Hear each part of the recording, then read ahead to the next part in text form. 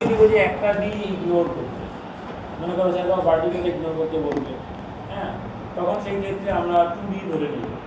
আচ্ছা, 3D তোমাদের আসবে না, 2Dতেই কান্নাকাটি শুরু হয়ে যায় 3Dতে। এবার প্রথমে দেখেন 1Dতে মানে ডিফল্ট কন্ডিশন কেমন কেমন হতে পারে। একটা স্টেশনারি আর একটা এসে বাড়ি দিল, বা এটা যাচ্ছিল এইটাও যাচ্ছে আসছে কিন্তু পেছনে বেশি স্পিড আসছে, আসার কারণে এসে কোলাইড করবে, বা অপোজিট ডিরেকশন থেকে এসে কি করবে, কোলাইড করবে, বা এক্সপ্লোড করবে। তার এক্সপ্লোড করা মানে কি, আগে দৌড়াই নিচে বেশি কত সেভ। তাহলে দেখো তো মোটামুটি এই সিচুয়েশনগুলোই তো হয় যে একটা স্টেশনারি ছিল আর একটা এসে বাড়ি দিল, বা মনে করো এটাও যাচ্ছিল কিন্তু এটা পেছন দিক থেকে বেশি স্পিডে এসে বাড়ি দিল, একই দিকেই যাচ্ছিল।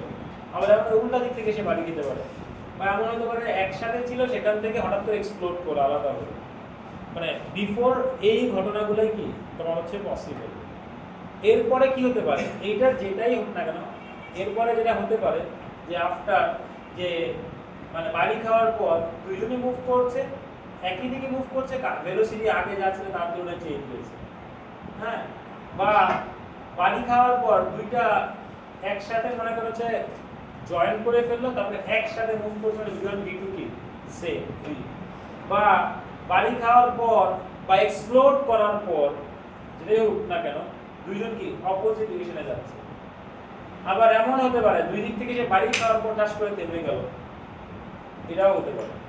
এই তো এর বাইরে তো মনে করো হচ্ছে যেমন এদের গাড়ি আসতে বাড়ি ফিরে কলাইড করে থেমে গেল, বা আমি ধরো যে ক্ল্যাপ করলাম, একই কথা, এখানে মোমেন্টাম যেটা মোমেন্টাম ছিল বাড়ি গিয়ে থেমে গেল, রাইট, এটা হতে পারে।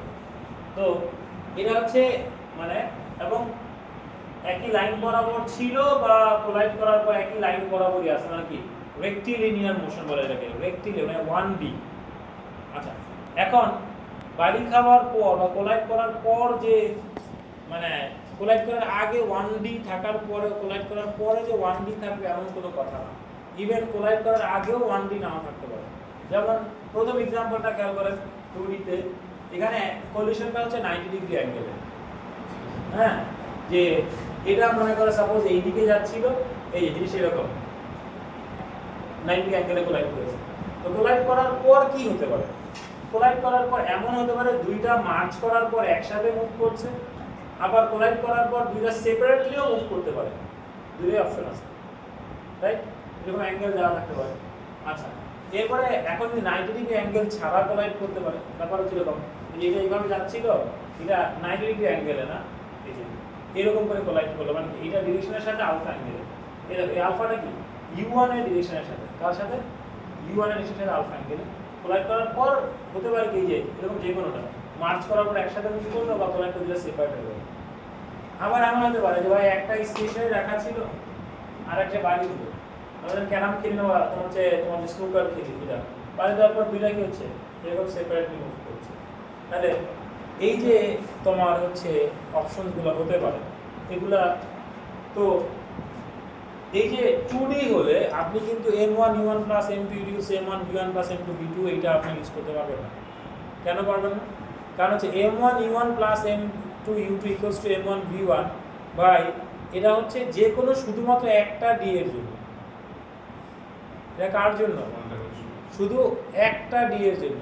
এখন তুমি হ্যাঁ এটা ইউজ করতে পারো কি আলাদা আলাদা d যদি ভাগ করে নাও, এর 2D আছে আমি এই দিক আলাদা করে নিলাম, পারপেন্ডিকুলার আলাদা করে নিলাম, এরপর প্রত্যেকটা আলাদা d বরাবর m1 u1 plus m2 equals কি করতে পারছি।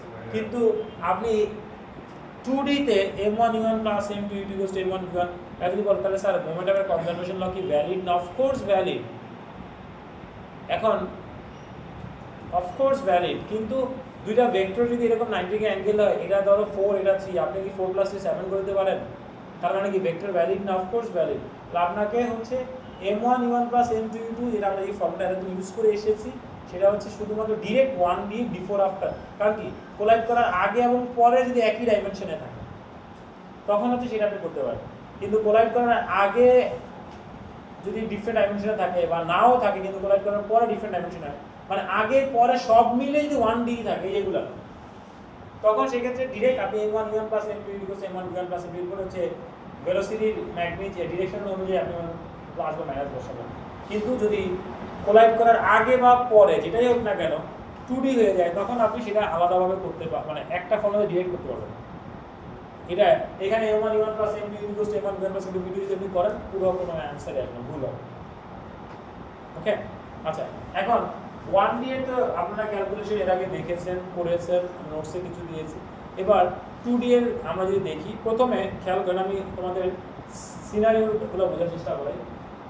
দেখো, ধরো আমি প্রথমে এখান থেকে এই ফার্স্ট স্টেপটাতে যাচ্ছি, ষষ্ঠতে যাচ্ছি, হ্যাঁ, তো লিঙ্ক পজিশন যেটা, আর প্রথমটা এটা কিন্তু লিঙ্ক না। তো লিঙ্ক পজিশন যদি হয় তখন আপনি কি করতে পারেন সেটা আমরা দেখি। দেন একটা এক্সাম্পল ধরো, যেমন এক্সাম্পলে বলি, নাসার একটা রিসার্চ বলছে 2023 থেকে 2033 থেকে 2035 এর মধ্যে অ্যাপোফিস নামে একটা অ্যাস্টেরয়েড আর্থে এসে ক্ল্যাশ করবে, এবং আর্থে ক্ল্যাশ করার কারণে সিগনিফিক্যান্ট ড্যামেজ তোমার জানতে পারে আর্থের অরবিটে। প্লাস যেখানে ক্ল্যাশ করবে সেই জায়গায় তো মনে করো হচ্ছে ড্যামেজ, প্লাস আর্থের অরবিটে যদি সিগনিফিক্যান্ট চেঞ্জ আসে তাহলে সেটা পুরো আর্থের তোমার হচ্ছে কি বলা যায় যে পুরো জিওগ্রাফি বা পুরো মনে করো হচ্ছে ক্লাইমেট সব কিছুতে একটা মারাত্মক চেঞ্জ আসবে। তো এই জন্য তারা রিসার্চ করে দেখলেন এটাকে কিভাবে আর্থে ক্ল্যাশ করাটা অ্যাভয়েড করানো যায়। তো 2030 তোমার হচ্ছে 3 থেকে 35 এর মধ্যে, হ্যাঁ বোগাস কথা, এগুলো নাসার চাপাবাদী, আগেই বললি না, নাসার কথা বিশ্বাস করার দরকার নেই। হ্যাঁ, দুনিয়াটা মানে আমি মোটামুটি হ্যাঁ কিয়ামত পর্যন্ত আছে। তোমার কি ওই নাজিল হয়েছে কিয়ামত কবে বলেছে? শোনো, আই পার্সোনালি থিঙ্ক দ্যাট আমি যেই দিন মারা যাবো ওইটাই আমার জন্য না। আমার ওই হিসেব করার দরকার নেই কিয়ামতের আগে সূর্য মাথার উপরে আসবে ভাই, এমন হতে পারে কালকে হতে পারে কিয়ামত, আমি তো এখনো মারা যেতে পারি। তো আমি মারা যাওয়ার পর আমার কিন্তু আর আর্ন করার কিছু নাই আছে, তাই মনে করছে আমার জন্য মৃত্যুটাই কিয়ামত, এটাকেই কিয়ামত হিসেবে চিন্তা করলেই হয়, এত দূর চিন্তা করে লাভ নাই। আচ্ছা, তুমি যে কনফিডেন্টলি বলছো কিয়ামত তুমি বাঁচবে, মানে শোনো, ওই ডোনাল্ড ট্রাম্পের একটা কথা আমার খুব ভালো